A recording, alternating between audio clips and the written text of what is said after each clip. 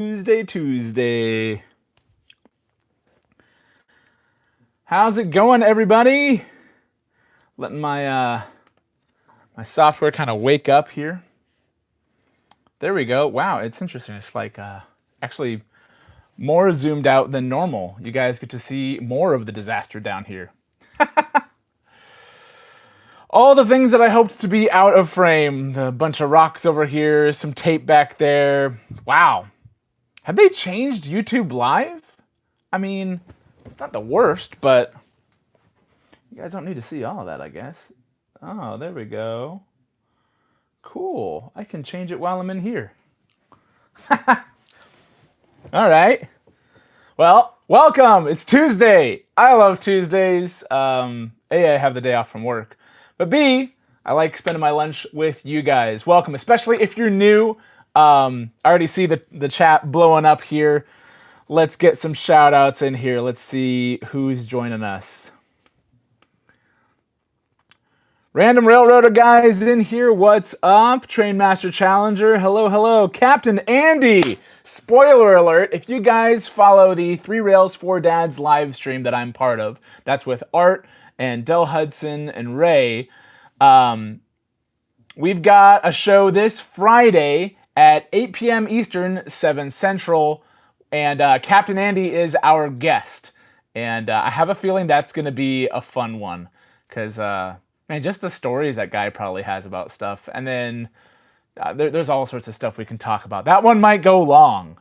But yeah, so Friday, if you're not already on the 3 Rails 4 Dads live stream YouTube page, just look up 3 Rails 4 Dads, number 3 and the number 4. And subscribe to that and hit the notifications so you don't miss that, because that's a really fun live to do. And grateful that Andy's taking some time out of his busy seafaring schedule to join us. Let's see who else is in here. Great North Videos is in here. What's up? Oh, yeah, you already see a little bit of the rock on the layout. I'll talk about that in a minute here. Rust Belt's in here. What's up, man? Thanks for joining us. Pilot Drummer, you're a regular at this point. Rick Fuchs, yep. Man, it's so good to see regular faces in here. Larkin's in here as well. But also, if you're new, don't be shy to chime in and say hello. It's always great seeing familiar faces in here, but it's also great to help welcome and make folks that are new to the hobby or new to the channel feel included, because it's a good time, and the more the merrier. That's part of the reason why I do what I do, especially with my son, is because, you know, all the stuff that's established is fine, but getting new people into the hobby is a big deal, especially for all those, oh dear, the hobby is dying kind of ideas.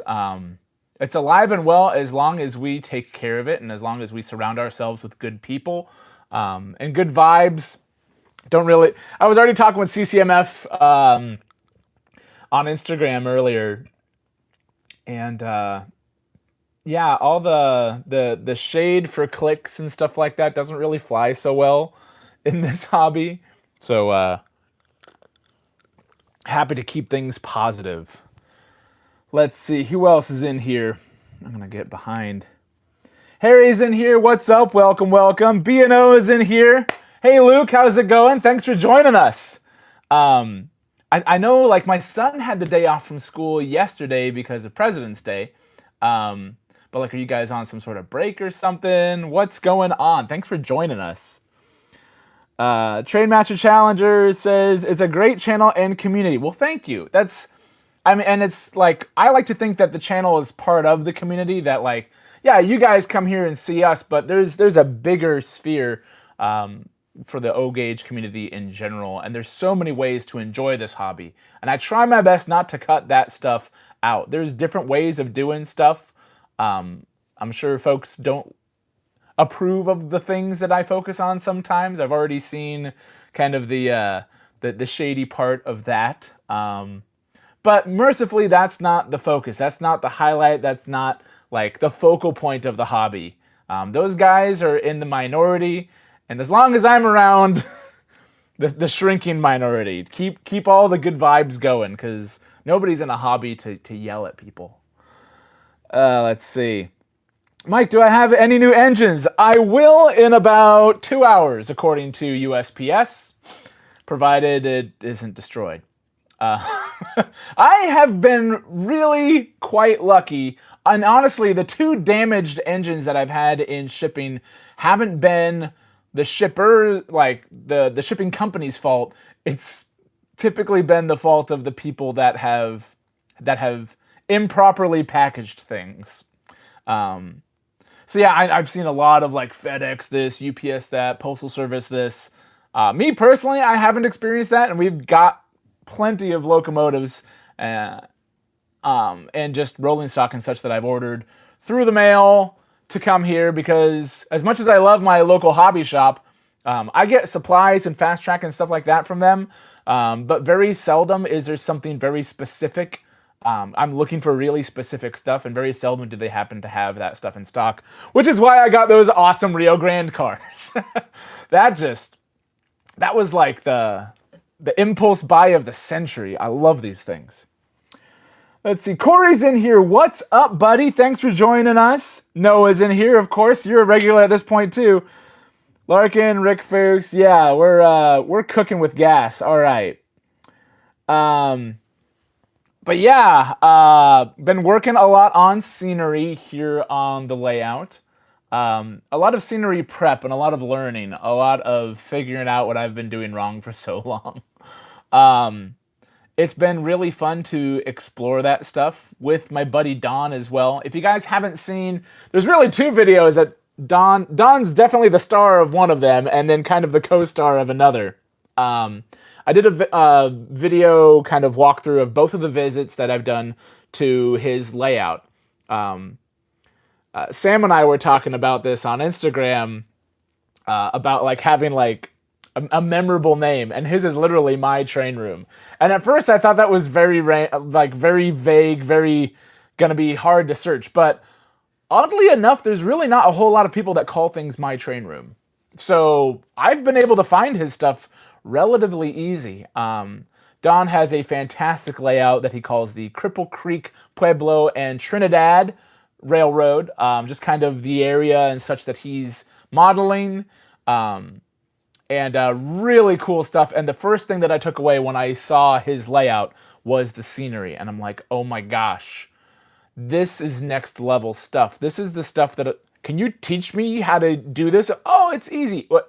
This is easy? This looks like it took years to do. Oh yeah, I did it in about a week, and another week for that section, and I just kind of do it as I go. And I'm sitting there just head explodey. And so a lot of the stuff that he's been showing me is stuff that I'm, now obviously he's got more experience doing it, so he can do it faster than I can. I'm a little more cautious and methodical at this point. Especially since he's nice enough to let me borrow some of the stuff that he uses to make that scenery, like the molds for these rocks. Been having a lot of fun experimenting with different colors and different shades and different techniques on how to get the colors in there. And also experimenting with thicknesses, because this guy definitely was part of a bigger piece and it kind of broke apart. But I can still use these pieces because not all of the pieces are going to mesh together like perfect walls. There's going to be gaps, there's going to be things to fill in, so keeping the smaller sections is going to be important moving forward as I work on that stuff back here, and we can take a closer look at that if you guys would like. But yeah, let me jump back in the comments. Sleeves Rails in here. Been having Venmo issues over a month now. How's my day going? Oh, my day's going fine, but I met on accident. Sleeves Rail happened to be up at Kennefic Park on Sunday, and my son and I were up there running trains at an outdoor park. Yes, we brought our CW80 and some Menards track and Big Boy 4014 and our number 119, our little zoo train, and we were running around them up there, and my corgi came with us. I think my dog actually got more attention by other folks there than the trains did. And it's way easier to bring my dog up there than it is for me to bring trains up there. So I don't know. I'm not saying we do things for attention, but it's like, man, for the amount of work that we did to just go run the train around a couple circles and have some fun, people definitely were more into the corgi. Maybe I needed to be a better ambassador for the hobby. Dell's in here. What's up? You got what? DNHSD45 named Buster. Yeah, I don't have the I Love Toy Trains discography, videography stuff memorized as to what happens when and what parts they are. I've seen more of the modern stuff. Just essentially, if it's on YouTube, then my son and I have seen it. I didn't have any like the VHS or DVD tapes or anything like that of it. Oh, thanks, Tim. Thanks for the shameless like plug. Let's see, what else did I miss further up? Do you have any tips for scenery for a layout? Yeah. Oh, and I see Dell snuck in here up there too. Cat Mandy. Okay, cool. I think this segment here that I can look at is what I need to catch up on. But yes, scenery can be done at all sorts of different levels. It can be just as easy as some outdoor carpet and putting track on top of it and getting like little trees and shrubs and stuff to put on it. But all flat layouts get kind of boring after a while. You need to have some elevation. You need to have some changes or different levels. We've got an elevated line and stuff like that. There's a little rock wall thingy hiding behind. You can see the little Jeep, I guess, hanging out on one of my little hills back there before the mountains start to take over. And yeah, scenery can be as advanced or as simple as you want. For a while, I was just using crinkled up, essentially packing paper. The same stuff that a lot of your trains come in is great scenery material. And I just crinkle that stuff up, spray paint it gray, put it someplace, and then once things are set, then I go through with a lighter shade of gray with like a little sponge, and I just dab the edges of the rocks that are coming out towards to kind of do like a dry brushed sort of effect to give it some depth. Hot glue some moss on there, the little green bushes and stuff you see around, and call it a day. And that scenery was pretty effective, especially for as close as the tolerances are between some of the tracks, between the rock wall over there on my elevated line. But that's all getting redone. But I've done videos on how I did my scenery and such. And again, it doesn't have to be super advanced, super detailed stuff. But luckily, Don's been showing me ways to make scenery, but still have it be pretty easy / accessible. Now, the one thing that I haven't figured out yet is where the heck he got these nice molds for these rocks. Because I've seen molds for rocks, but they're all like small. And I would have to do like a ton of molds. And these are nice big pieces that not only can fill a larger space much faster, but also can be broken down into those smaller pieces. And because they're bigger, depending on what section of the rock you're using, what direction the rock is pointing, and just when you're painting it with I'm just using watered down acrylics to dribble and do all sorts of fun stuff. I made a video on what I'm doing with this stuff for now, if you want to see how that stuff works. But so far, I only have 3 rock molds, and as I've been experimenting around with this back wall here, you can't tell which rock molds are reused, because there's that much variation to how they look, different angles and all that other stuff. So I've gotten a lot of mileage out of these, but I'm wondering if I need a little bit more variation for the big elephant in the room that's behind you guys on the camera, the elevated line. So I'm going to have to figure that out. Wait, Bill's in here? Wait, which Bill? Is it Bill B? I haven't seen that guy in a hot minute. I should probably call him. I'm supposed to be working, but I am Scarm designing my layout. Nice one, Harry. Hello. Oh, there's Bill. Been listening. I was frying chicken. Hands were contaminated. That sounds like a delicious contamination. Please share with the rest of the class. Let's see. What else? My train room. Yay, Don's in here. He says the rocks are looking good. Thank you, Sensei. Thank you for your stamp of approval on that. CCMF says, what's scenery? Eventually, CCMF will have a beautifully scenic line, but right now it's all just a bunch of nice track and wood.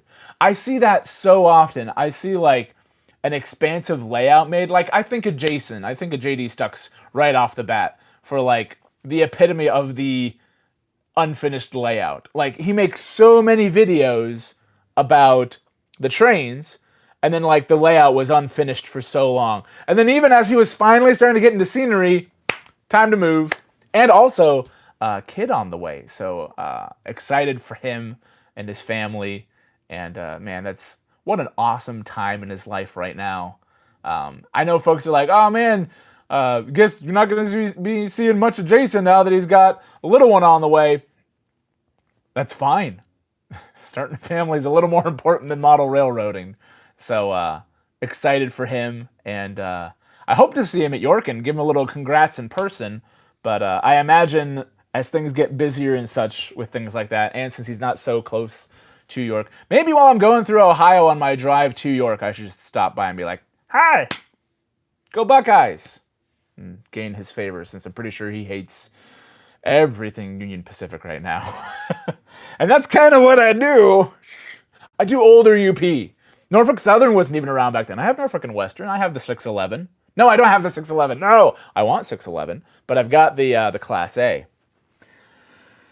Matt's in here. Hey, what's up? Thanks for joining us. Plaster cloth was incredibly easy. B&O's mentioning this to work with for my first time. That little corner hill is my first time building anything like that. Yeah, check his stuff out too. I think most of his is on Instagram, or all of it. I can't remember right now.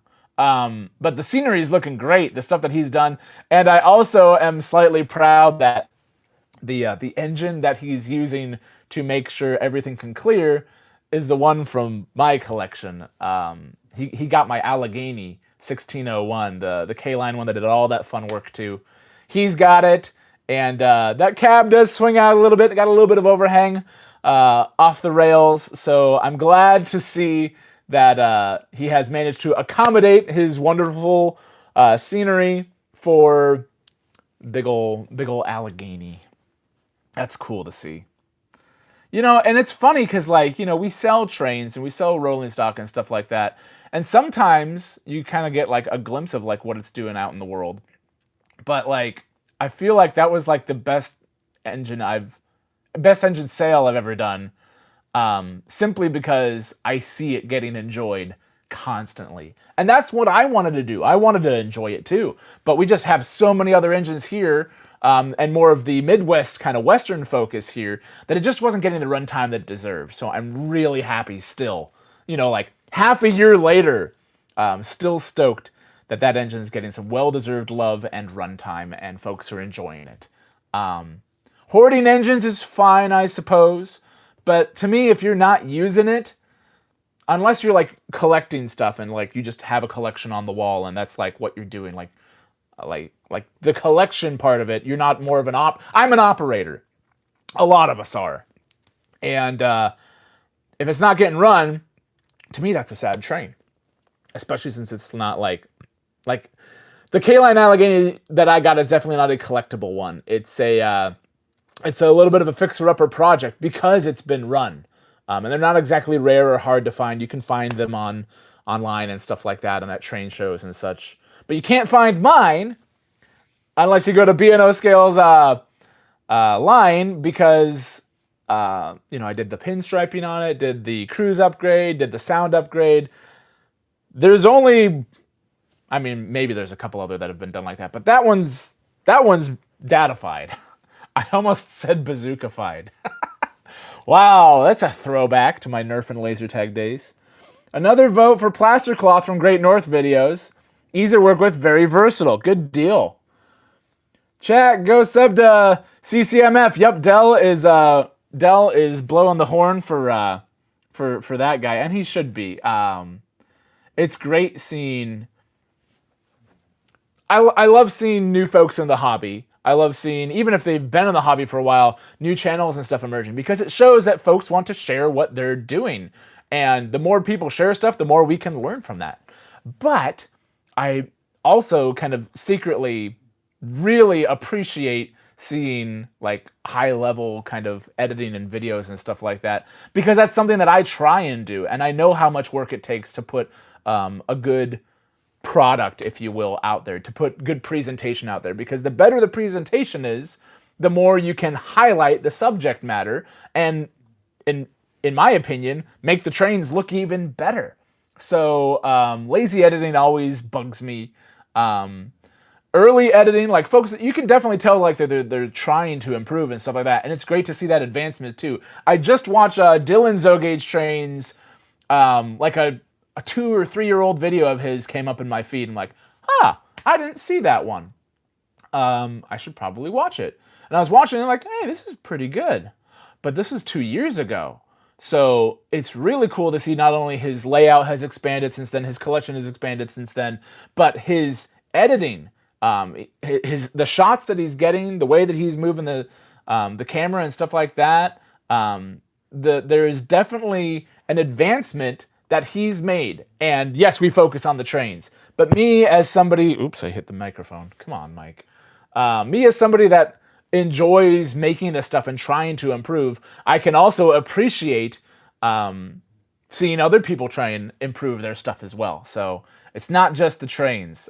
If we can do a better job of presenting this stuff, then again, to me, it highlights the subject matter better. In this case, 3-rail trains, super prototypical.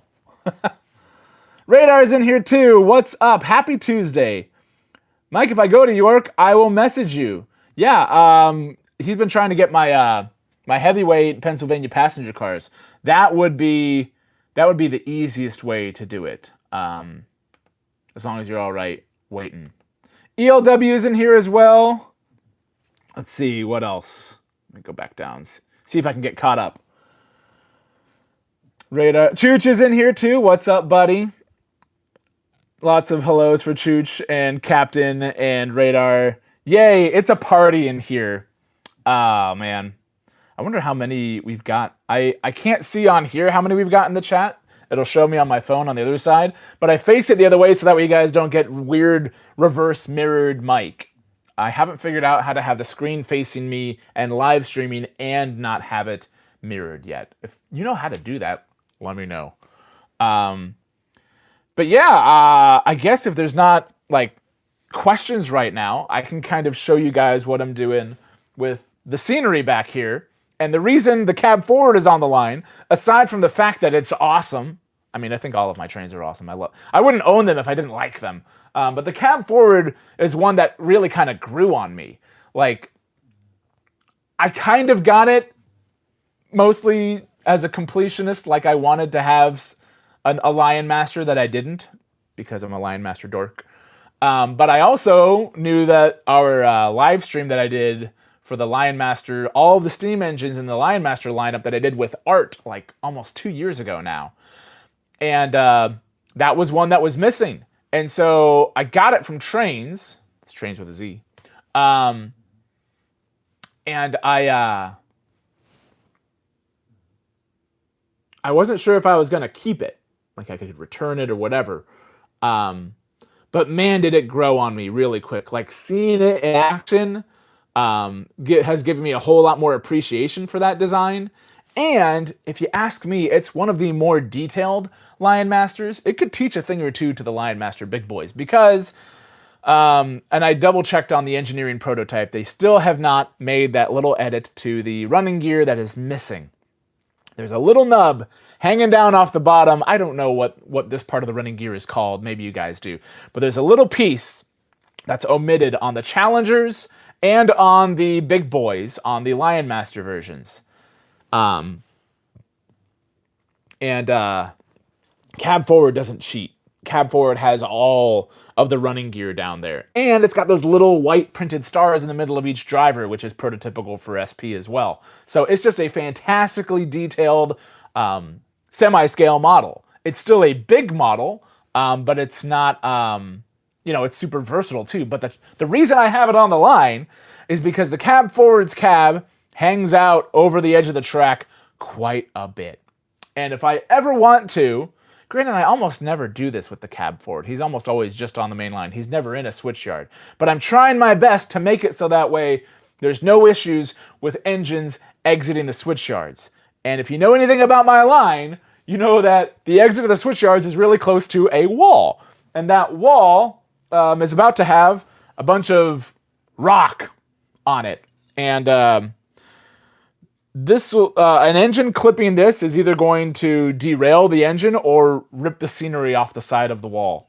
Now, I'm not gluing stuff to the wall, honey, but I do have this black, I just painted some cardboard box black, and folded it over that line so that way I have a base to glue things onto for the scenery, which is great, except it does add a little bit of, more, it takes away from the space between the wall and where that engine can clear around. So as I'm building this first section of rock wall, I need to be very careful with how close things are to the track. Because even just going straight down the track, like something big like 844 or these scale passenger cars, I'm going to be testing all of the widest cars that I have are going to be going up and down this part of the line to make sure that they don't catch on things. Because clearance is going to be key. Because if it doesn't clear, when I had the paper, it just kind of pushed it in. And then it popped back out when it was done messing it up. But this stuff's not going to push in. This stuff's going to hit back. And that could be catastrophic, both to the scenery and to my engines. So, a little more care is needed in my kind of traditionally haphazard way of making scenery. TDKC's in here as well. I meant to message you, buddy. Are you coming up for the, there's a train show in March that's up this way. That's in Omaha, put on by the Nebraska-Iowa Railroaders every spring. And last year he came up for it. I think Sleeves Rail is coming over for it as well. And it was fun for a bit having them over my home to run things here at the layout and to hang out. I had a family dinner planned afterwards. We couldn't hang very long. So I'm hoping to try and convince the family, hey, can we do like family dinner on like Saturday instead or something like that? So I can do this with them while they're in town on Sunday. All right, let's see. 36 inch in the chat, right? 36 are in the chat right now. I see, not inches. Thanks, guys. It's always a party on Dadified. Thanks, guys. It's fun hanging with you guys every Tuesday at lunchtime. Let's see. Pop's in here too. What's up, man? Thanks for joining us. Jerry Blumquist is in here. I like you, cab forward. Thank you. I like that this is 4294, which is the preserved version. The earlier TMCC cab forwards have cooler sounds than these do. Like the whistle's more accurate and the chuffs are a little more mean on it. But they didn't make it in this road number. And I kind of have a thing for, if I can collect engines that are still preserved, I do, because then that just adds to the story that's behind them. And this is a big old movie history lesson for my son and I to enjoy. Speaking of which, oh my gosh. I think I said this last live stream too, and the one before that, but it is so fun waking up to the sound of my train's whistles. Because I'll be upstairs sleeping in, or trying to, and then I'll hear a blast from Big Boy, or more recently, lots of 844 runtime. He loves that train. And I know that if I don't get out of bed, that it's only a matter of time before he comes up and gets me and brings me down here to run trains.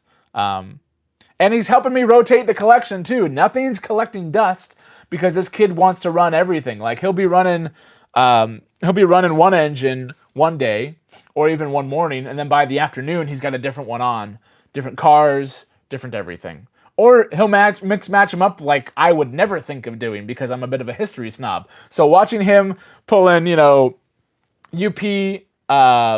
streamliners with like the Katie and stuff like that, it's fine. It's fun. He's having a good old time with it. Let's see. Mike, I'm becoming a rivet counter. I'm trying not to. I've always been a history guy. And that was always kind of like the pitch that I had with this idea down here too, is this is a moving history lesson. I want to find engines and such that operated together or operated in the same time period. So that way, there's some sort of relevance to that. And in doing so, I have become quite akin to the details. A lot of folks assume that because I like semi-scale, because I have a lot of semi-scale, that I don't like details. No, that's part of the reason why I like the Lion Master line, is because they do have a decent amount of detail on them. They have about as much as most of your legacy engines do. Now, the Legacy Big Boy, which is also the JLC Big Boy, which is also the Vision Line Big Boy, those things are way more detailed than my Lion Masters. But the Lion Masters still look good around all my other, like my 280s, my 10-wheelers, the Mogul. There's all sorts of scale engines on here that the Lion Masters look good with. Honestly, when I had the big boy here for that short while filming, I feel like I've reused the little bit of footage and photos that I got. I use that all the time because that's the only example that I have of a scale big boy operating here. The level of detail on that big boy kind of made the other locomotives seem a little silly.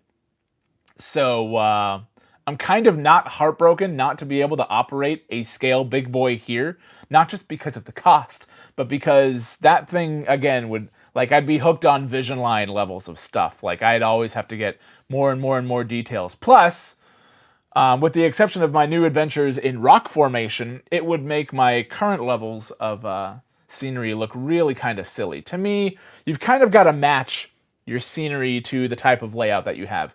And Lion Chief and Legacy is really kind of, not, I don't want to say forgiving, like they're lacking detail, but you can get away with having slightly less detailed scenery with those engines. You get a Vision Line engine, and then you run it around on the carpet, or you run it around on something more basic looking, like my layout, and then yeah, it kind of starts to look like someone's like doing a spectacular play with great costumes, but the backdrops were all painted by 5-year-olds. Maybe not quite that jarring, but I'm sure the 5-year-olds did a great job painting. Let's see.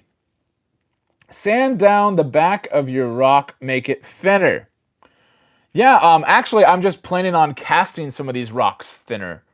This one's one of the thinnest types that I have here. And it's got a good amount of detail on the front. There's even a little bit of a hole. But you'll never notice because this thing's covered in black paint now. So any little gaps or anything aren't going to show through very easily. So yeah, I'm just trying to cast, and that's what I'm experimenting with again today. It's sunny and windy, which is great for getting stuff to dry quickly. Not so great for like papers and stuff out there flying around though. So I'm glad that it's heavier kind of plaster kind of stuff. But yeah, I suppose if I do have thick sections, I could sand them down, grind them down. Let's see. TDKC says, yes, the 15th of March is the Sunday that I'm going, and it's also the 14th as well. Oh, CCMF saying, yeah, it's awesome waking up to the sound of your trains and then go down and play. Yep. With the train collections always growing, where do you store boxes and rolling stock when not in use? Back there, under there, over there. Oh, Daphne, do you think I'm like talking about something? Come on up. You're gonna go up there. That's fine. Come on up. Up. You come up, pup? Good girl. Come on up. Good girl. But yeah, store boxes wherever you can, but when you have a layout, underneath the layout is a great place to hide stuff, to store stuff. I don't keep boxes for everything, especially if the box, like, engine boxes, yes. Big rolling stock, yes, especially passenger cars too.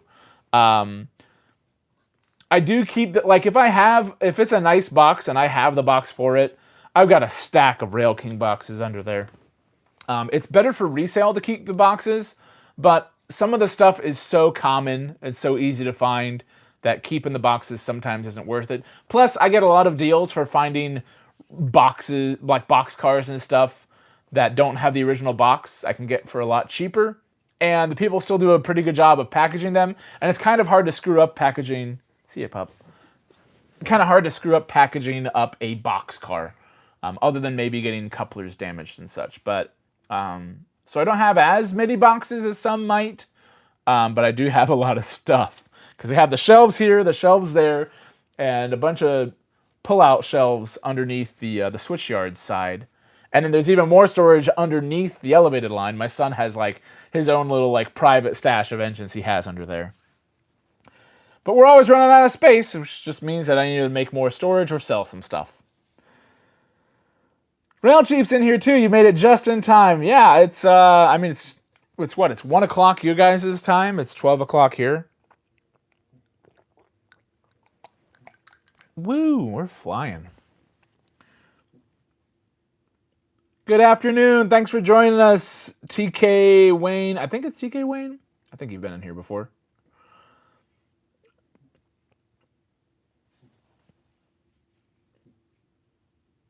Oh, and Bill likes the road number specific detail. Yeah, I do like that for the dialogue, especially since it's something that we use so much. If you're not using dialogue, if you're just running trains, then that's fine. But it is really fun to play around with road number specific dialogue, especially. Oh, sweet. First time for Tower 17 Rail Productions. Thanks for joining us.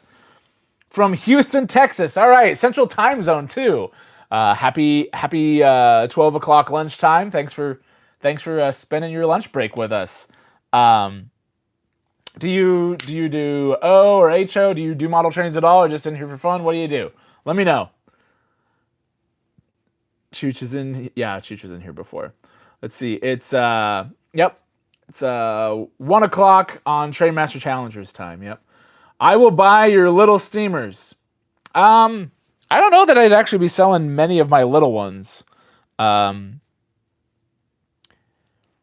actually, shoot, I don't have a ton of smaller engines. I have a lot of larger engines. Oops.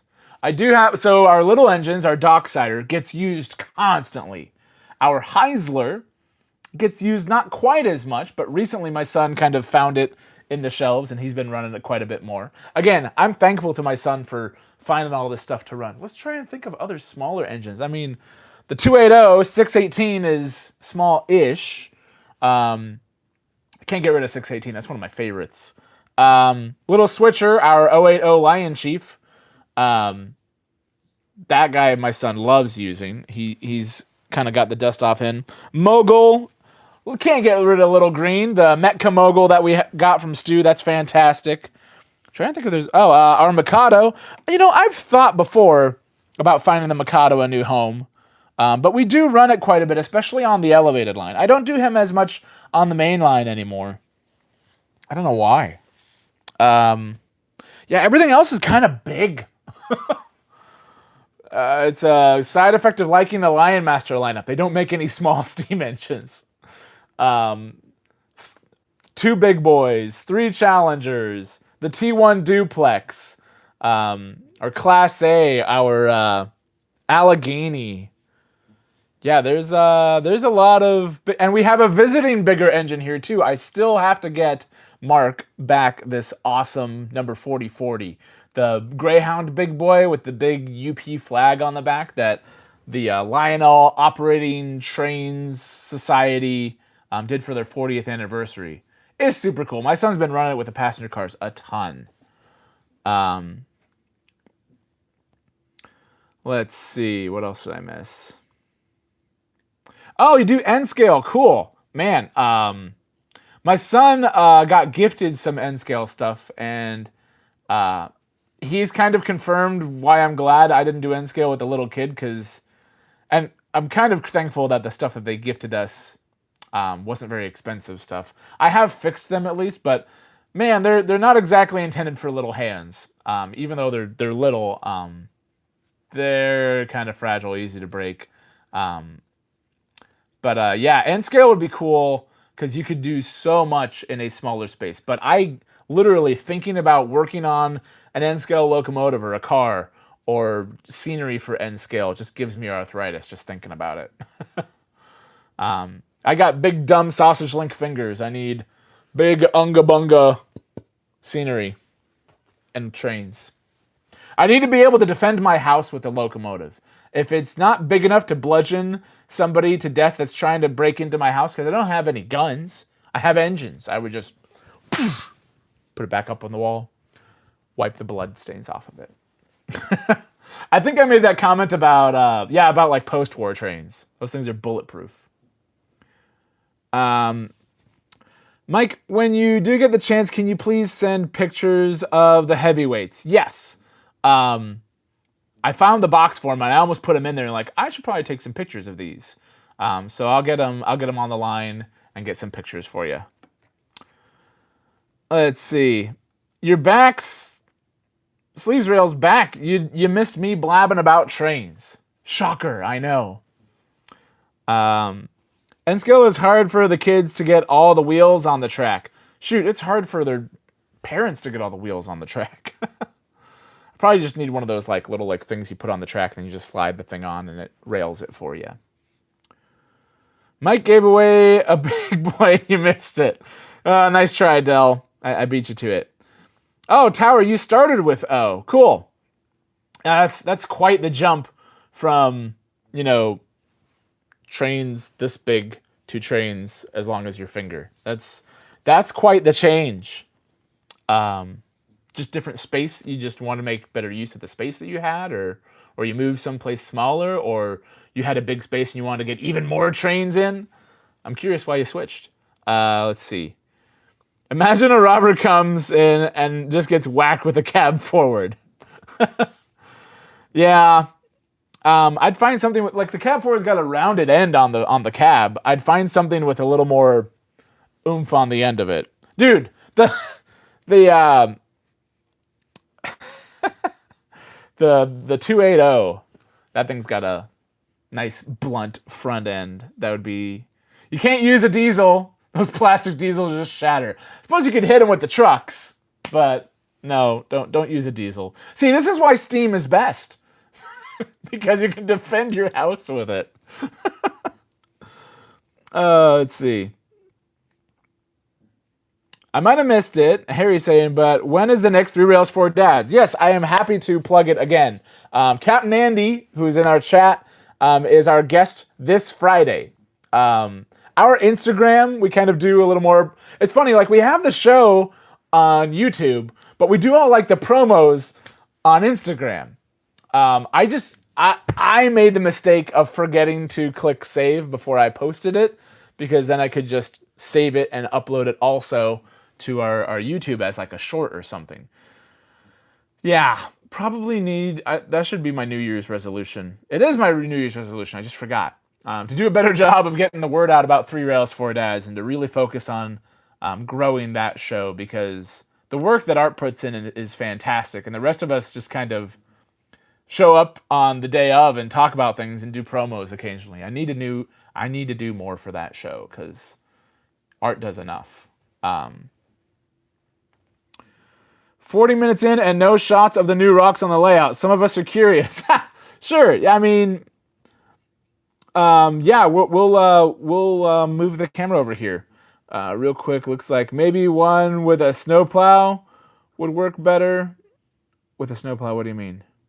That is one thing I am slightly worried about. If I get a snowplow, trackside clearance is you guys will see. It'll definitely be an issue here. Let's go for a little walk. And this time, I'm just going to hold the camera on a stand, because last time I tried taking the camera out of the stand, and I ended up like ending the stream on accident because I'm a gorilla. So, scenery. I wish Bobby were here to deliver his line. But yeah, so these are some of the rocks that I'm kind of placing and figuring out. There are 3 separate rock pieces here, and you can't really tell. Now, up top with the big boy, and you'll see I've got this black painted cardboard that's kind of the liner for all of this stuff. And I'm going to glue these to it. But essentially what I'm going to do before I glue anything is I'm going to set it, and then run like a train like him or like 844 or something big by it, and make sure that it clears. And if it does, then I glue it in place. And if it doesn't, then I adjust things. None of these are glued yet. I haven't gotten that far into it. But yeah, you can kind of already see... Here, let me move this down. What I'm talking about with space. Woo! Now, these guys are just leaning up against the wall, so I would have them in a little bit closer than they are right now. But yeah, trackside clearance is definitely a thing here on the secondhand overland. And then this is the other part that I'm really worried about, because cab forward already took out, and I think you can still see, oh, there's still a little bit of rock on the front edge of the cab forward from his little mishap coming out of the switch yards. This is an 036 switch yards dealio, and it comes out right here. And so the cab forward swings its cab forward, wouldn't you know? And yeah, gets a little tight in here. Now, I had paper, you know, like I did with the other scenery. And let me just show you guys. If a train coming around this corner doesn't quite have the clearance to be able to clear like these rocks here, that's fine. It's paper. I can just push it in, and then when it's done scraping by, then it goes back and it doesn't leave any marks or take any paint off the cars that have come by. So it's great. But with these rocks, not so much. Let me see if I can get you guys some more rocks to show you. Stuff rocks. I know scenery videos aren't like the most popular thing ever, but sometimes you don't do videos because they're popular. Sometimes you do videos because you want to. And that's the most fun stuff to do anyways. All right, I'll be right back. Let me get you guys some more rocks to see. Oh, let's see. This is a good one. We'll do this one. Oh, good. He's dry too. And it's nice and thin, but he's a little wavy. That's the only other trouble. That one's kind of similar to another one. This one's a little bit darker. Maybe I'll show him this one. All right. Bringing you guys some more rocks. Thanks for waiting for me. Woohoo! There's some more rock. But again, see how wavy it is because I went thinner? So getting this to go flat up against a wall might be a little interesting. But all the depth that's on that, check that out. I'm super happy with how that turned out. And the way that the light just shows off all the little crevices and such on these kind of almost flaky looking rocks here. Yeah, really happy with how this one turned out. This was part of a bigger piece. I think it was part of this one that broke apart.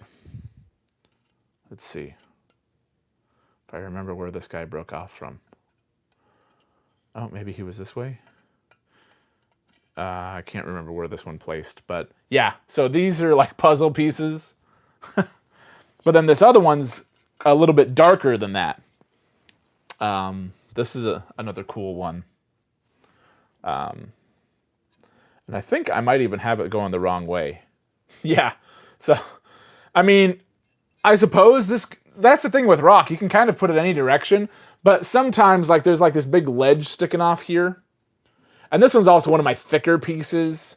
This one will definitely have to be further down the line. This won't be in a place where that cab forward swing out is going to be an issue.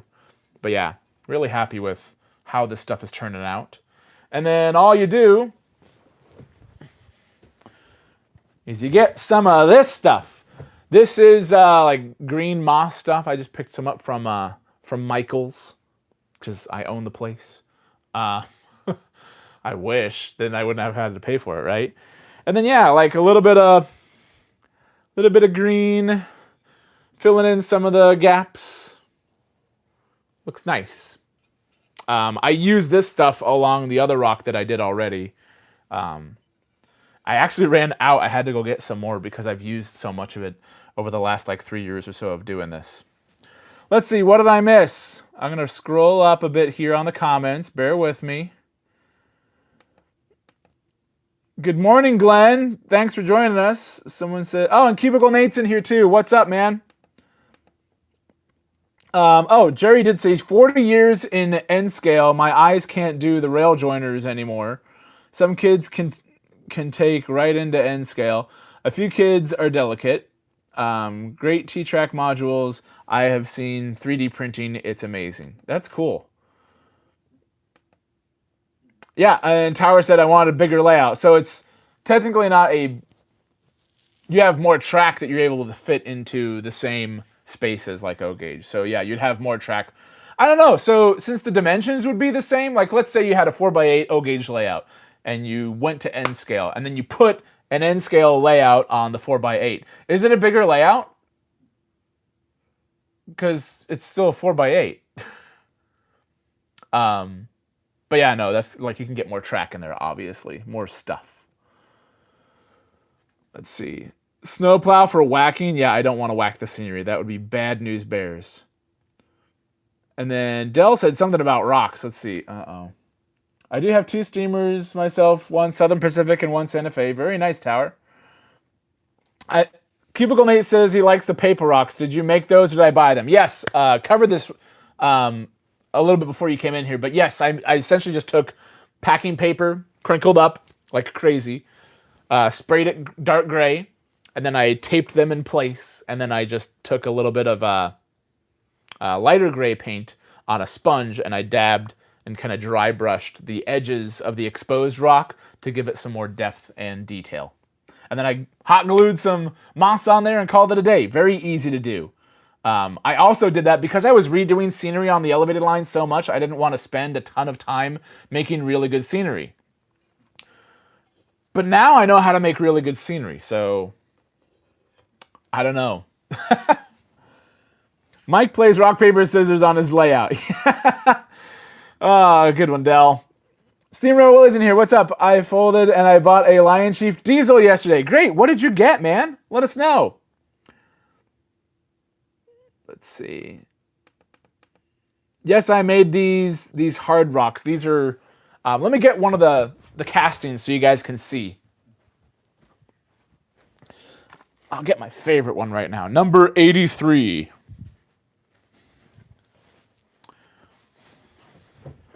This looks like the kind of like mask material that they'd put on Mrs. Doubtfire. You know. But yeah. This is the mold. And then let me get a piece from it and figure out where it went. I think it's over on this side. Yes. Yes. Yes. Perfect. Literally one half of this one. And so you put your plaster in there. You have it face down like this. And it sets. And this was a thicker mixture. You can tell from like my little kind of goopy guys left up there. This is a thicker mixture that I was experimenting with. It's just water and the mix that I've been doing. It's called Plaster Cast. Watch the video if you haven't already. It kind of goes into more detail. But then... voila! And it doesn't come out detailed, obviously. The rocks are all there, but the paint isn't, obviously. Then I just go through with some watered down acrylic paints and dab them on there and get cool effects. Really, again, really happy with how this stuff has been turning out. I've been having so much fun working with this stuff. Newt's in here! What's up? I suppose we should talk about... Oh! King Lion Master. Thanks, Newt. You know what? I'm gonna take that title with pride because I don't know that there's anyone else in O-Gauge that toots the Lion Master horn quite as much as I do. Like I joked before that I'm kind of their unpaid spokesperson for the Lion Master line. Art does have quite a few of them. I've seen other people that have a couple of them. But yeah, I feel like it's my duty to like, because for me that was a huge win finding out that the Lion Master stuff existed. When we were first getting started with the collection, when all we had was a little switcher and a Dyno Roars diesel, trying to figure out how to get a big boy around here was like, oh man, I need 072. Maybe O-scale isn't the right one. I'm not in this enough. I could sell these and we could go with HO instead. HO isn't terrible. It's just, again, small hands, small details, stuff like that. HO starter sets he would have been fine with, but anything more advanced than that would have gotten a little bit tricky. And he really liked his Dyno Roars diesel set. He liked the sounds and all the other stuff. It just seemed like there was more playability with Lionel. Again, nothing against HO. All gauges for all ages, right? But yeah, when we found out that the Lion Master line existed and I could fit a big engine around our tight turns that we had on the carpet at the time, that was a big win. And the more we got into it, then we were led to do this. We were led to build a layout and get into this really and dive in head first. And so by not gatekeeping with the 072 or bust kind of idea, that kept people like us in the hobby instead of abandoning it for something smaller. So I'm really grateful that the Lion Master line exists. And I'm really grateful that I found out that it existed, because there were lots of folks that weren't even like mentioned, hey, I want a big boy, but our minimum curve is 036 at the time for our carpet layout. Like, oh yeah, no, you need 072 to run a big boy. Everybody, literally everybody, except for like maybe 2 guys, like 40 comments in on a Facebook page, was just saying scale, scale, scale, scale, scale, 072. For somebody new in the hobby, do you think I would have stuck around? I mean, maybe you guys would have been better off without me being around. I wouldn't be quite so talkative. I wouldn't need this water to live. I'm glad we're here. We're enjoying it. All the people that we've met in this hobby, it's been fantastic. Let me scroll down and see more of you fantastic people. I got something you can watch tonight here, Del. Oh, what are you guys? Oh yeah, Del's watching him. Okay, I see what's going on. All right. Do you ever go rail fan? Yeah, we live in Omaha, Nebraska, so there's a lot of trains that come through. And anytime Big Boy is doing any sort of excursion east of Cheyenne, we see it. I don't really go out and try and see trains actively that often. Every now and then, like my son and I will just get in the car, like, hey, it's cold out, and we don't really know what to do. He'd rather run stuff in here than, like, if we're out running errands and we see a train, or if I see like, there's an app that you can kind of follow heritage units, or my buddy Austin or a couple friends that work for the railroad know when there's certain engines in town. Like we've seen Abraham Lincoln before. We've seen the one UP engine before. I've seen some really cool old Santa Fe war bonnets for BNSF. But there's not a whole lot outside of Big Boy, which is a big deal, that really like are close to us.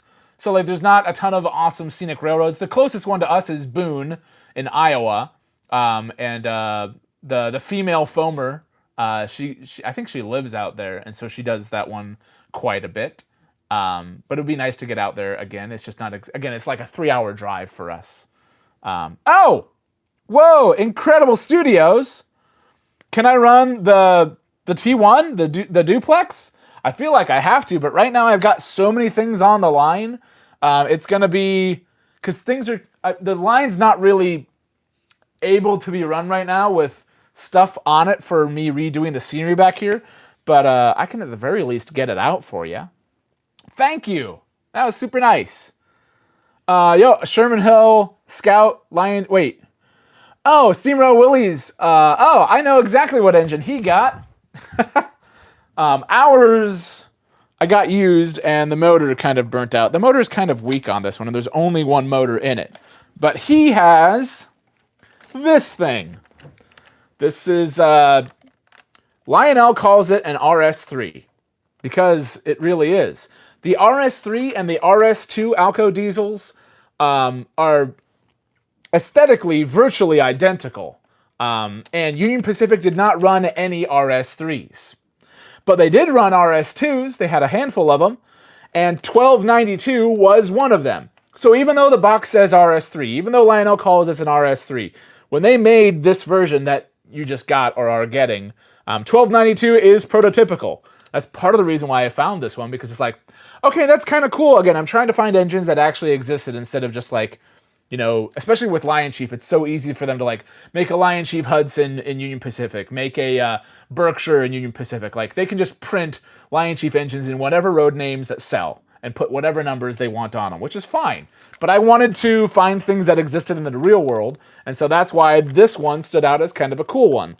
What wasn't cool was the motor's not in there anymore, which is why I can do this. It's just a roller. If you ever see him moving on the line, he's getting towed by something else. Fun fact.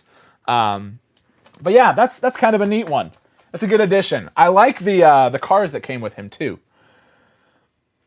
But yeah, let me get the, let me see what other comments I've missed first before I grab that T1 duplex for you. Art's the Lion Master Jester. I don't know what that means, Newt, but okay. I haven't watched the video yet. I'll be sure to do so. Very cool. Love your artistic abilities. I wouldn't say I'm artistic. I'm just kind of, I like to be creative and figure this stuff out, and maybe I'll be more artistic when I have like a better grasp on what I'm doing. But right now, I'm just dabbing paint on a rock thing that dried outside. I don't feel super artistic doing that. There's not really a rhyme or reason to it. But the end result is pretty good. I almost think if I spent more time trying to be methodical about this, then it would look odd. The fact that I'm doing it randomly kind of helps it turn out a little more realistic. Because nature is random. Nature is not like methodical. Like, not all the trees are the same size. Not all the rocks are the same color. So yeah. Approaching an hour. Oh, we did just pass the hour. Dang it. Trainboard's on here. What's up, man? I love your live streams too. Thanks, buddy. Wait, is it Gary or Ryan? Or is it both of you? If it's both of you, hi. If it's just one of you, still hi. Oh my gosh. Skater. DCS Skater, thank you. I switched back to 042 being the widest on my layout. I wasn't having fun with 054. Less straight track and no 054 steamers that justify having 054. And that's actually a bit of a segue that I can make. I'm doing a video about our 844 because I get enough questions as to, hey, what does and doesn't work on certain curves? And I always have folks that have smaller, tighter curves that are asking, how do you run that one? Oh, well, we just do. It just works. Yeah, but the box says it can only do 072. But I've got 844 running around here. But I promised. Oh, man. Wait, no, that is the same one. I thought I had another super chat here for a second. But thank you both of you. I'm gonna get that T1 out here though. Don't worry. Even though the thing went away, Incredible Studios, I am gonna get that guy out because I love the T1 duplex. I'm really bummed. We found a Station Sounds diner, and the guy that sold it to us said that everything was working in it, and when it arrived, the lights don't work. And so I have all these nice lit Station Sound, just cars for it, and the Station Sounds one matches them because it's the same design, same release, but the lights don't work. It's like, dang it. It's like 7-car lineup, and one of them's got the lights out, and it's the one that's making sounds. It's cool though. I like it. I'm actually thinking of making a custom railroad myself. It's going to be a short line. Very nice. Gary's in here. Thanks, Gary. Thanks for joining us. Gary, I love those Rock Island passenger cars. You guys hit the jackpot. Yeah, you guys find some awesome stuff. If you haven't checked out the train board, you guys have to. If you're into just model trains in general, but also if you're into catalog reviews. I don't want to say that the other catalog reviews aren't good to watch, but dollar for dollar time spent on watching their catalog reviews, my life is better because of it. Because it is so fun watching the interplay between father and son on that. And it's a different dynamic than me and my younger son. Because Ryan has his things that he likes, and Gary has his things that he likes. And it's just really fun seeing the two different personalities and such coming through on that. So if you haven't checked out Trainboard, please do.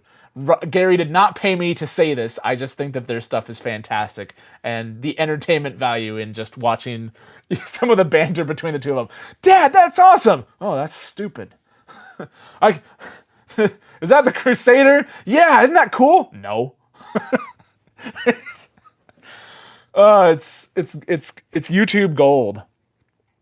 Oh my gosh, another one from Incredible. Starting a layout soon. I'm getting has an 080. Are they good locomotives? Yes and no. The Lionel's made a ton of 080s. And some of them, the main thing you want to watch out for, if it's a TMCC or Legacy 080, you're fine. But if it's a Lion Chief 080, you do want to be careful. Because the Lion Chief engines that have this narrower little connection to the tether, these wires down here that attach to this tether love to go bad. We're dealing with it on my son's American type, our zoo train. number 119. Union Pacific, Promontory Summit, all that. And one of the wires on here is going bad. And trying to get in there and repair it, not so fun. You've got to take the screw out. You've got to hope that you've got enough, enough space to actually do the work. And you got to peel back some of this, what is this, like heat shrink that's around the end of this, and then resolder it. And there's not a lot of space to work, and the wires are very thin. So if you do get one of these guys, and it is a Lion Chief, that's fine. Just be very gentle with the tether, especially when you're storing it or whatever. Take care of that, and it'll be a great engine for you. Be a little less than careful with those, and that'll be a problem. Mostly on the engine side of things. The tender side seems to be fine. It's the locomotive side of that tether that likes to fail. Let's see. Gary and Ryan stole my hopper cars. You jerks. Give Bill back his hopper cars. My goodness. We are learning to really use the green screen to the advantage. Yes, Trainboard's production capabilities. I was talking about this long before Gary jumped in here with us live. But Trainboard's production value is incredible. I love all the stuff that, like all the video angles and all the stuff that they do on their live stream and showing how many subs they have and all. It is a show. It is really incredible seeing what they're able to do. So again, go check out their stuff. Lots of fun to see that. And I love, oh, thanks, Nate. How goes the Big Boy pre-order fund? Even better now, thanks to you, buddy. You know what? I need to go through and like these too. Whoops. Because I like you guys. I am going to get that T1 duplex. I swear I'm going to get it out. I mean, I'm at least going to get it out on the line. Wait, I even missed this one. Gary just in for some fun too. Thank you guys. YouTube keeps telling me to make like a goal of like how much money I want to make on these things.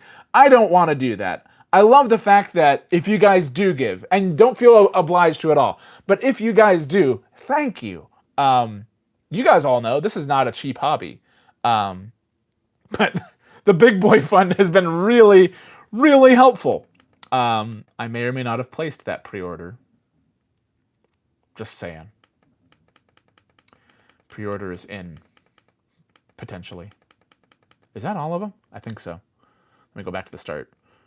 But wow. Thanks, Nate. And I think you gave on the last one, too. I'm not trying to keep score or anything, but you guys are generous. Thank you.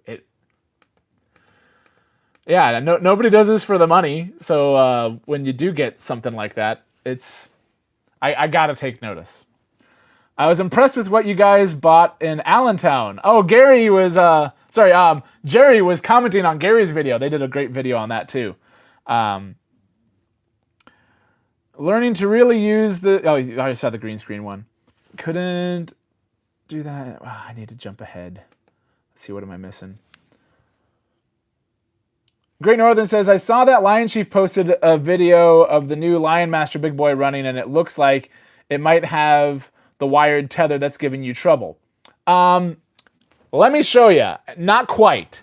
My Southern Pacific has this too, so I can show you guys on the cab forward, especially since I'm probably going to have to take him off to get the T1 duplex on. Put him on the shelf back here. Oh, nice. Go me. I can't believe I got that in like almost one go. All right, so here's the tether that's on Big Boy and the cab forwards. More of your modern, bigger Lion Chief engines have this type of a connector. And even if you guys can't see super well, there's just more pins. This is the Lion Chief one. There's only 4 pins in it, and it's not quite as wide, and it's quite a bit lighter. There's not as much going on with this guy. But this one here actually has like a metal reinforcement bar that's built into it, because these things can pull. Like, I've pulled 65 cars, close to 65 cars, maybe not quite. I've pulled a ton of cars with our big boy 4014. We've done a tail chaser around our layout, and I have 65 feet of mainline track. I can't remember how many cars that was, but it was a lot. And it was not a light load. And big boy, with this type of connector, pulled it.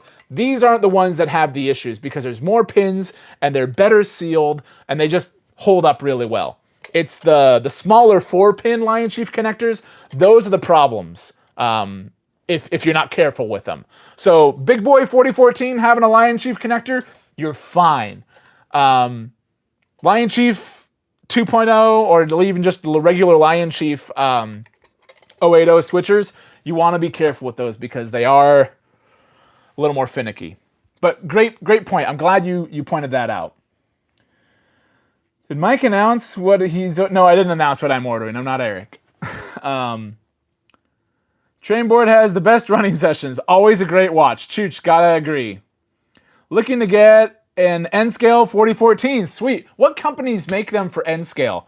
I'm kind of familiar with the HO ones like River Rossi and stuff like that. Buddy of mine has one of those. Thanks, Nate. Just really like your streams. I'm hoping to get to watch that in the future. Big Boy's excursion around your set. Yes, it's always fun doing excursions here with 4014 or with 4023 or with whatever the heck I ordered. It's always a good time. But yeah, let me get that T1 duplex out for you guys. How many we have in here now? Oh my gosh, there's 44 of you? Amazing. You guys are incredible. If you haven't left a like yet, please do. But don't feel like you have to. If I suck, just... Although, if you guys don't like it, you're probably not on the live. You're probably not bothering listening to me talk to myself in the basement. All right.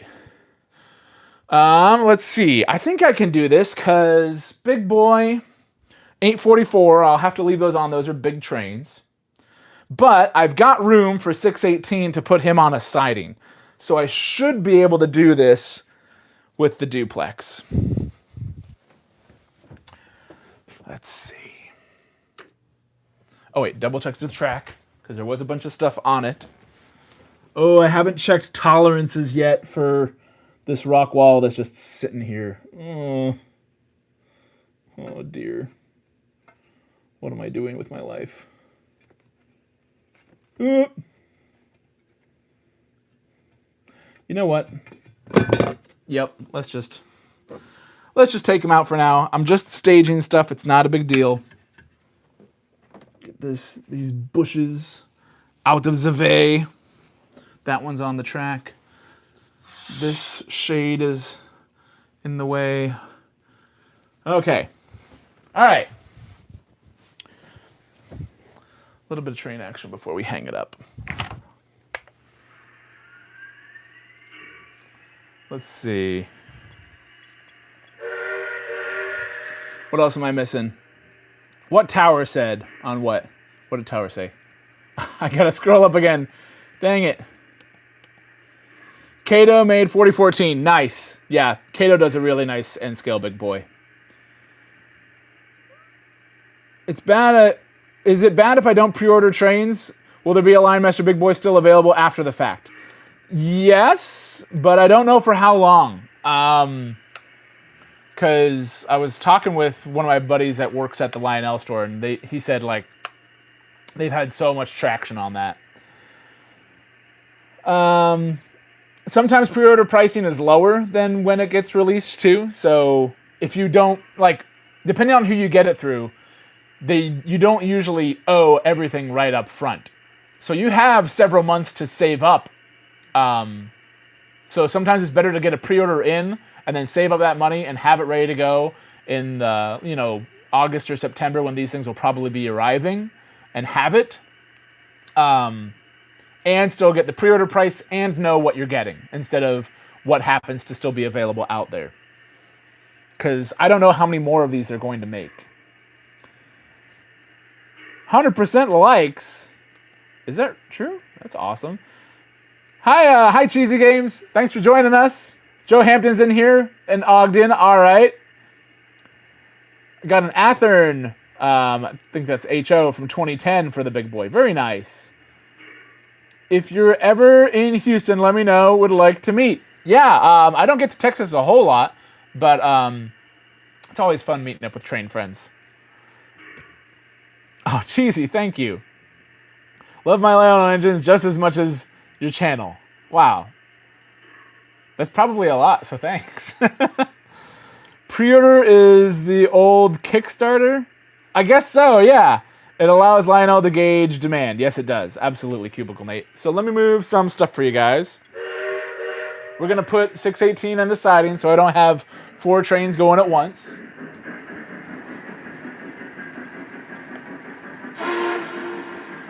$844 is back there. 4014.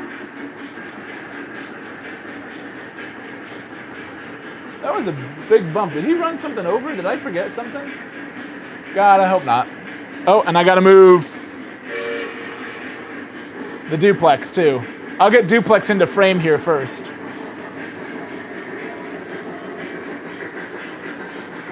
Woo!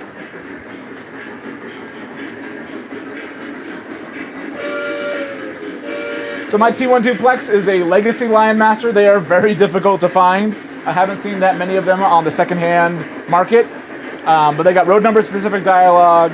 They got whistle steam. They're just fantastic engines.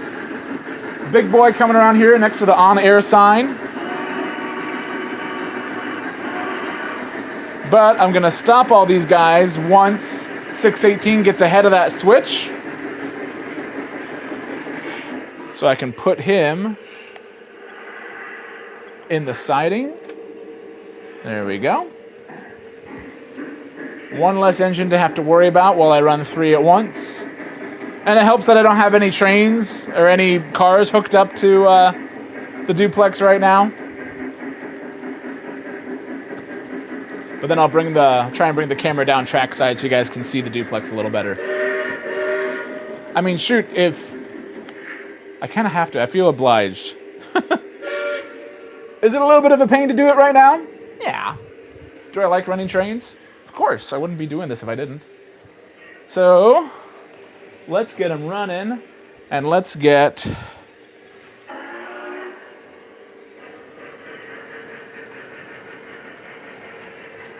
Actually, what I could probably do is I could probably... it'll be slightly sacrilegious, but... I can put Big Boy on the shelf over here that that the T1 duplex was occupying, and hook up the Rio Grande car so he has something to pull, and then I only have 2 trains to keep track of. Yay! Talking to myself in the basement with my internet friends. What a life. What I miss. Oh, thanks, Chooch. Man, you guys are wonderful. Again, not a requirement at all. Not anything that I'm asking for. The fact that you guys just give whenever you do, whatever you do, that's just nice. Thank you. There's my son's, I think my son's favorite engine right now is 844. And the one that I'm gonna have to be taking special care of with trackside clearance. Oh man, CCMF too! The Running Trains Live is what did it for me. Best stream of the week. Thanks! It's kind of hard to run trains on a single line, multiple trains, and read your guys' comments, so I am doing my best. If I missed something, please say it again. I'm gonna go till another 11 or 10 minutes of this, because I got some other stuff I need to get done today, but 844, I always have people asking what passenger cars I run with my Lion Masters. I really like the 15-inch size, so whether it's the older aluminum style this is so weird, with the Pennsylvania duplex, with Rio Grande cars, and a UP auxiliary tender. But yeah, I love the Rail King cars, the 15-inch ones. because they're a good size. They're just like the aluminum cars, but they have a little bit more detail, and they have detailed interiors. Oh yeah, there's a truck getting giveaway on Friday on 3 Rails 4 Dads. I took note of everybody that was on our last show and put them all on a little random name generator spinny thing, and we're gonna give away another truck on Friday's show.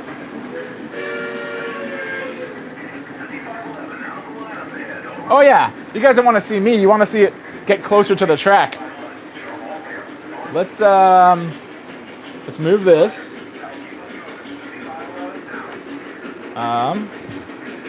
Is there a spot where I can see both?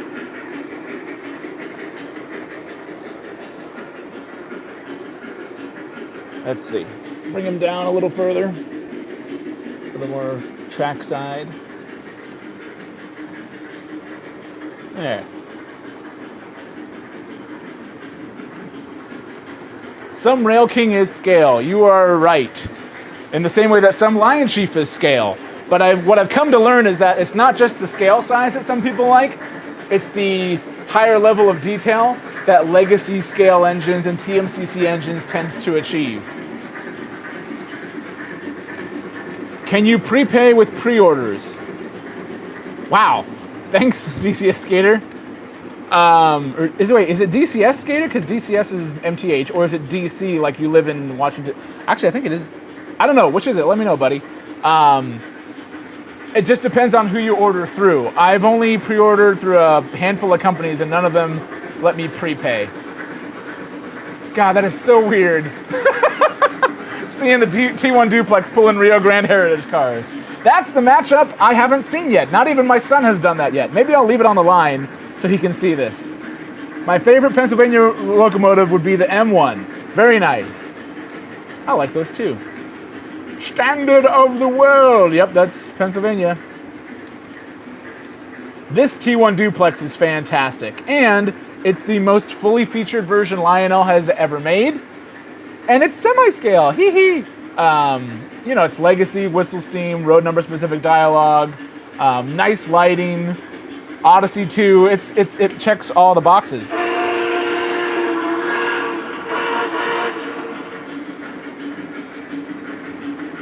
Tower Rail Production says, I actually got to talk with Ed a couple years ago, Ed Dickens, I'm assuming, when Big Boy was in Houston, and he confirmed 844 might be back under Steam very soon. I can confirm that too, Tower, because 844, when we visited last year at Depot Days, was getting some cab work done, as well as its like big boiler calcium reduction kind of system. That the water they've been putting in 844 has not been kind to it. And that's created a lot of corrosion and calcium buildups and stuff like that. Oh, here he comes.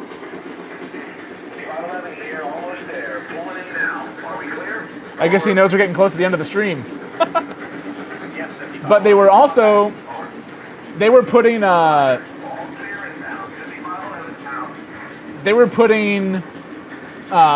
almost said PTSD. No, they were putting PTC, positive train control, inside 844's cab. Also,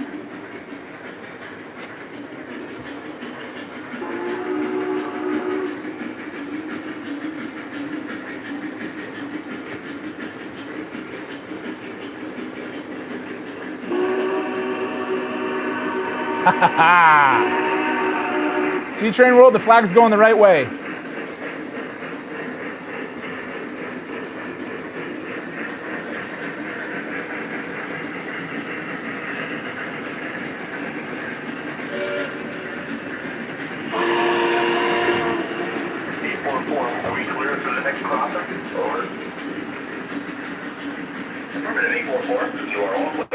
Whee! Well, Ray's in here, at work but dropping my guys in support. Dude, Ray, I think it's to the point where, like, you do stuff for me, I do stuff for you. I think we're both breaking even.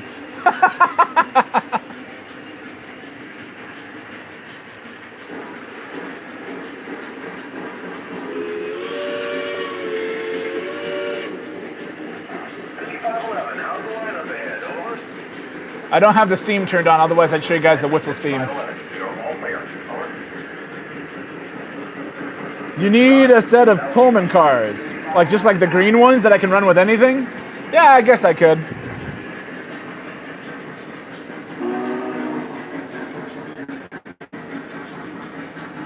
I'm gonna pull this guy back in though.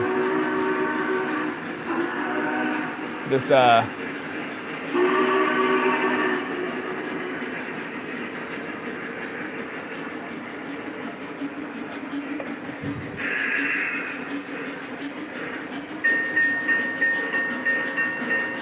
Dispatcher, are we clear through the diamond? Over. Mr. Lionel. Roger, your track is clear. Out. I really hope that the new Lionel Lion Master Big Boys don't have Mr. Lionel in there. I'm gonna be a little upset if they do.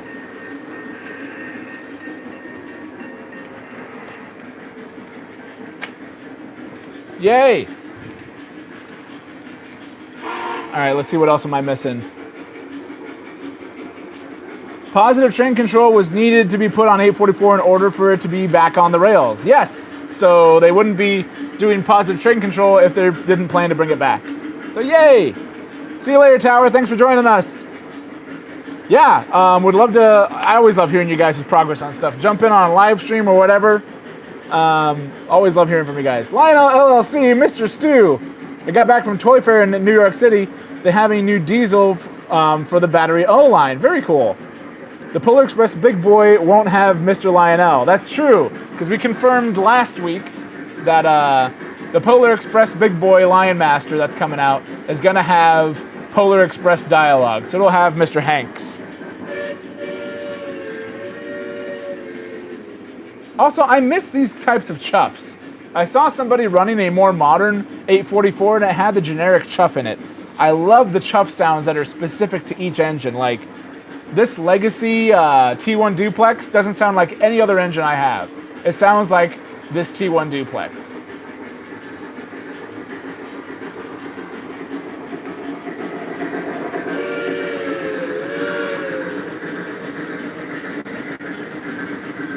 And then 844 has its own sound.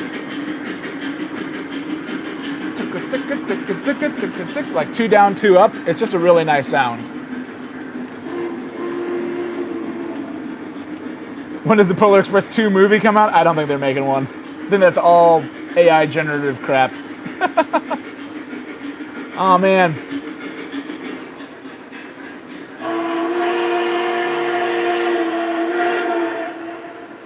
Cool. Well, I'm gonna get ready to shut things down here with you guys and flip the camera back around. I guess it's not the greatest shot of 844. Maybe if I zoom out slightly.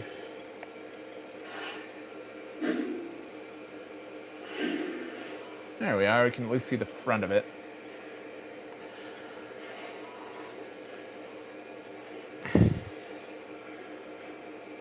Well, let's see. What else am I missing? Stu and Ray. Captain Andy's still in here. Wow. The new Big Boy should have the feature to record and play your voice.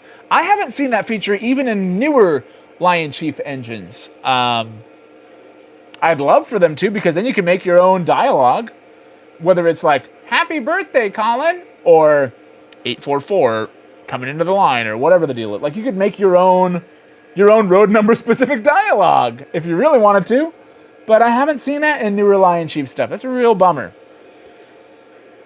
I have the Legacy 844, so in the spirit of trains shouldn't sit on shelves, maybe I'll pull it out today. Yes, you should. This thing is incredible. It's one of Lionel's better scale engines in terms of accuracy and everything. I really love what they did with this. Just looks absolutely stunning.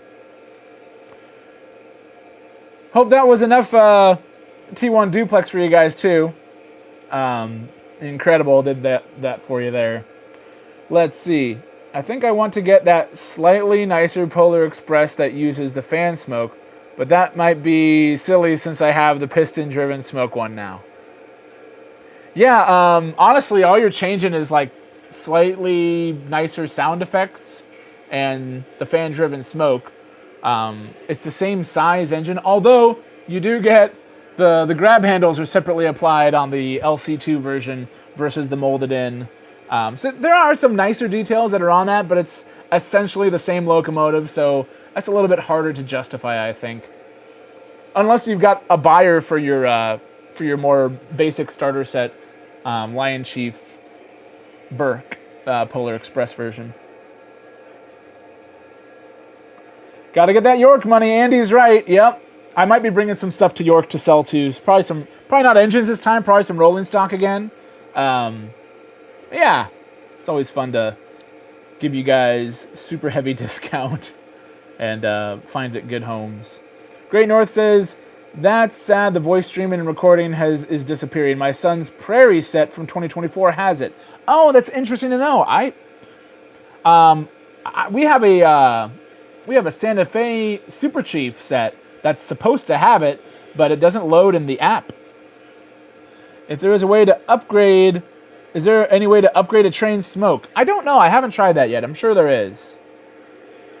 But yeah, gonna wrap it up here, guys. Thank you so much for joining us. Thank you for supporting the channel too. I'm gonna get back to work on the elevated line here and get some more chores and stuff done around the house before I have to take my son to butt kicking class. So yeah, thanks for joining us, and we'll see you guys on the next one.